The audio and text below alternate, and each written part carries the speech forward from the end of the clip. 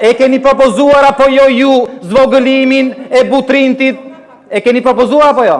E keni propozuar apo jo? Këtë përgjigje do t'i jepni. E keni propozuar? Kështu që mos vini këtu tani na bëni morali, nuk e thënë jo po ç'lidhje kam unë. E para, e dyta, zonja ministre, se tha disa herë këtu, mos ngatëroni. Shqipëria ka me qindra mira sipërmarrës të ndershëm. Mos ngatëroni ai dutët me sipërmarrësit, dakor? Mos i ngatëroni, lutem, mos i ngatëroni. Kështu që mos na fisni këtu tani, na bëni moralin çashtje sipërmarrës, asaj sipërmarrës, edhe unë gjoja vi këtu, edhe markam, edhe hedh vrerë mbi sipërmarrësit e ndershëm.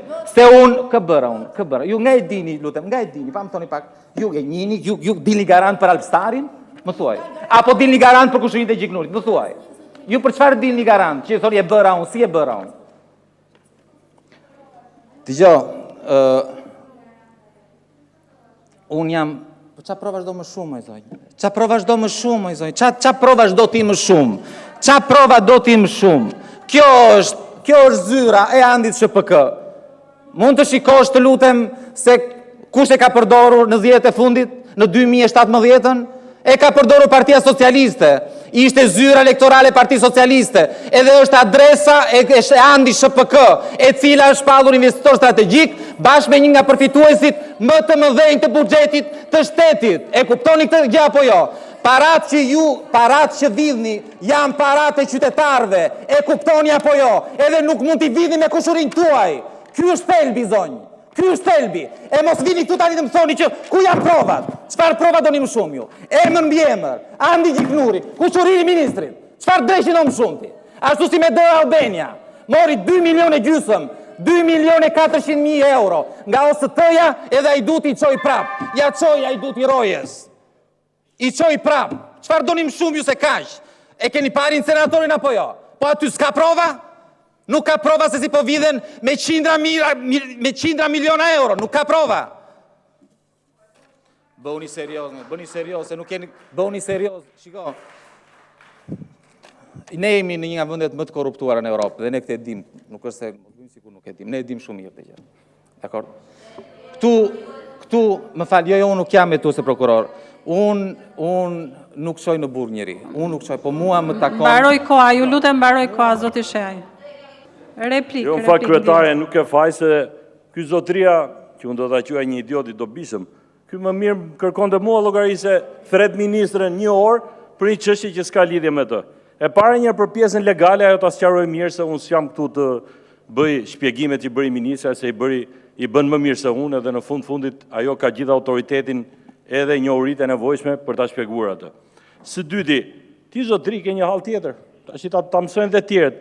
Për këto budallëqet që ti thua, se prandaj them idioti dobishëm që merresh me kushëritë e mi që nga biznesmen që kanë edhe njëshet dhe në fundin janë punë të tyre dhe s'kanë hyrë ty në xhep, siç edhe ti biznesmen, ti je në gjykatë Tiranës për këtë çështje. Pse e sjell gjykatën parlamenti? Dhe jo më larg se sa partije, ke marrë një njoftim se s'ke paraqitur prova. E di shumë mirë, 8/7/2022 ka ardhur njoftimi dhe avokati jote ka çuar dhe palës tjetër, se nuk e qenë në gjendje të paraqisësh prova. E para që ai nuk është djali xhaxhait tim, e dyta për të gjithë pretendimet që unë kanë ngritur atë pa di. Prandaj ti para ke, se ti ke pagu 700.000 thonë për ty për të zënë vendin. Prandaj djeti dobishëm, se ty të përdorin ta ngrej topin, të marrin parat, njerë të mori luli, tash të ka marr foltori aty atë punë ke valla. Se ti atë mënyrë, unë s'jam si ty, po të kisha para, unë s'kisha pse t'i fshija me kushëri, po e bëja si që ke bërë ti, te rruga Sim Zeneli, e di mirë ti, që qëllon t'ja da afër ati stadiumit të Alpstarit një pallat aty.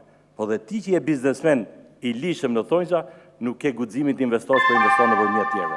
Kështu që bashkë, takojmë i gjykat, mos e lodh parlamentin me këto çështje, të kanë bërë padi për shpifje pikërisht për këto që ngritet këtu, dhe mos e sill gjykatën e Tiranës në parlament. Meru me gjëra më serioze dhe mos ngelesh gjithmonë një idiot i dobishëm si ai njeriu që vjen nga jashtë dhe e përdorin këta venda si tu dhe kështu jeti.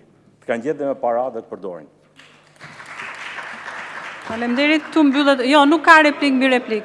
Jo, s'ka replik mbi replik. Jo, mos u lut fare, nuk ka replik. Kjo pika e vogël, që për ministrin është e vogël, është kjo këtu, që për ministrin është e vogël. Por çdo shqiptar do ta kishte zili. Kjo është pika e vogël që thot ministrja. Pika e vogël.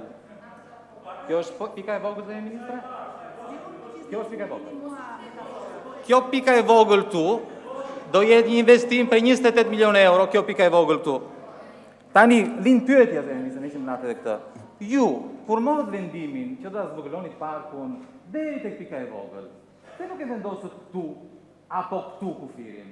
Se mua më lind dyshimi që ju të pikën e vogël Mos i ktheni kurizin foltores, ju lutem.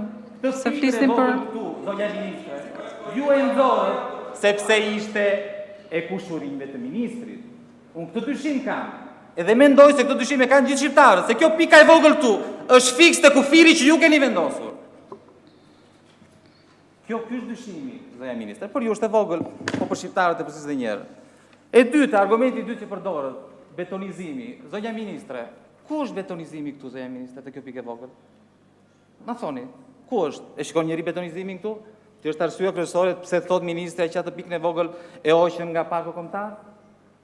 Nuk ka beton këtu. Këtu ka vetëm një gënjeshtër të madhe.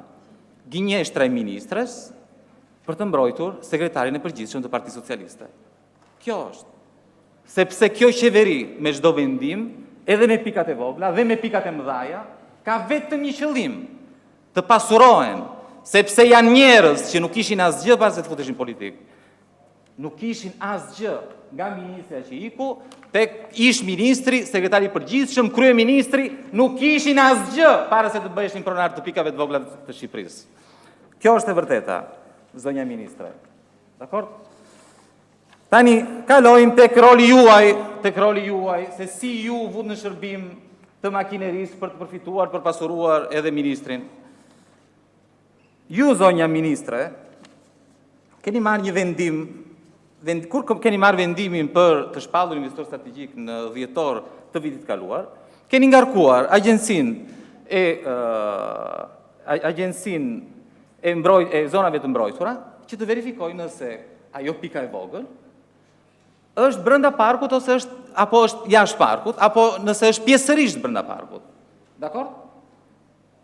Këtë keni bërë në dhjetor. Po ju, zonja ministre, e dinit shumë mirë që ajo ishte brenda parkut. Dhe kjo është përgjigja, zonja ministre, kjo këtu që kam, që duhet ta keni parë edhe ju, është përgjigja që ju ka dhënë Agjencia e Zonave të Mbrojtura, ku ju thot qartësisht, dhe kjo përgjigje ka ardhur në datën 7 korrik të vitit kaluar. 4 muaj para se ju ta shpallin investor strategjik, duke pyetur nëse prek apo nuk prek zonën. Dhe thot, sipas zonimit të brendshëm, zhvillimi i këtij projekti prek në zonë të mbrojtur me sipërfaqe rreth 4.000 metër katror, e cila ndodhet në zonën rekreative dhe tjera. 4.000 metër katror. Dakor? Ju keni shpallur investor strategjik projektin Manastir Resort, duke ditur që po shkelin ligjin, se ju e dini që ishte brenda parkut. Tani,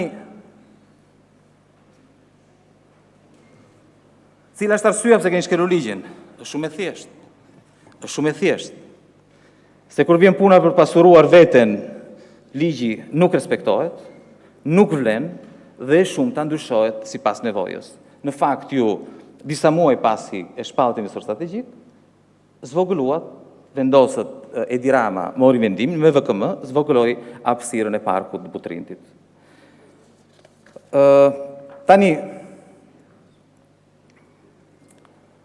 para disa vitesh, Transparency International tha që Shqipëria në Shqipëri, që Parlamenti Shqiptar, po aprovon ligje me porosi. Ligje me porosi në favor të oligarkëve, apo të klientëve të qeverisë. Ligje me porosi. Në rastin konkret, kaluam nga ligjet me porosi për oligarkët, në ligjet me porosi për ministrat.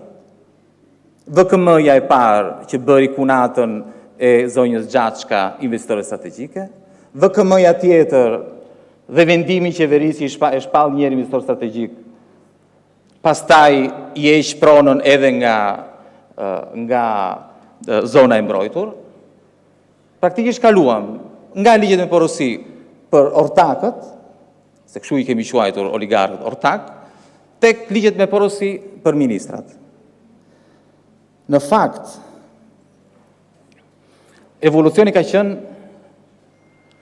pak më ndryshe, sepse ju e filluat këtë mandat, që mandatin e kaluar në fakt, me të famshmet partneritetet publik-privat.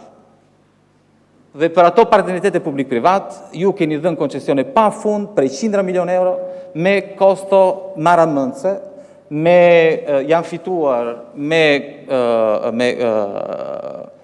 fondet limit, me 99% të fondit limit, edhe ne ju kemi akuzuar vazhdimisht se ju keni qenë në shërbim, edhe nuk mund të ishit thjesht, nuk mund të favorizonit thjesht këta oligark, po ne ju kemi akuzuar se ju keni ishit ortak. Dhe në fakt, çfarë ndodhi? Me rastin e Gjiknurit, u vërtetua kalimi nga partneriteti publik-privat në partneritetin privat-privat. Nuk ka më tani, nuk përdoren më oligarkët për të vjedhur, sepse partneriteti bëhet direkt privat, Alpstari, me privat kushurin të Gjiknurit. Është shumë e thjeshtë.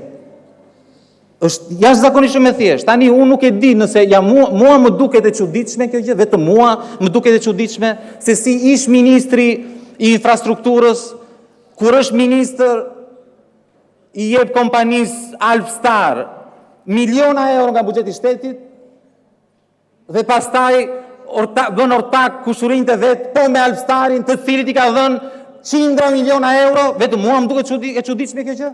Juve nuk u bën përshtypje? Kaq normale është bërë në këtë vend? Të bësh ortak, është si të bëhet ortak përfituesi, hajduti me rojen. Tani nuk e dim. Zoti ministër, kur ishte aty, kur duhet kujdesej që shqiptarët që të argjëshin sa më pak para për ndërtuar rrugët, që këto rrugët të bëheshin sa më të mira, sa më cilësore, që të ishte sa më i drejt me ata që konkuronin, se masi kishte një kompani tjetër që ishte më e zonja, ishte më e aftë, edhe mund ta bënte më lirë rrugën. Si mund t'i kërkon të llogari ortaku të ardhshëm? Si mundet kjo qeveri? Sepse për këtë tender akoma nuk janë marrë parat. Si mundet ju t'i kërkoni llogari kësaj kompanie, ndërkohë që kjo kompani është ortake me të afërmit e Gjiknurit? Si mund ta bëjmë? Kjo është çështja. Kjo është çështja, zënia ministre. Çështja është që ky është një shtet i kapur, që janë të gjithë në shërbim të ministrave që përpasurohen.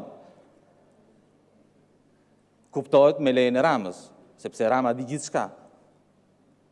Vetëm që investitora strategjike që mori rezortin në Dhërmi ishte Kunat e Gjashkës, dhe këtë nuk dinte.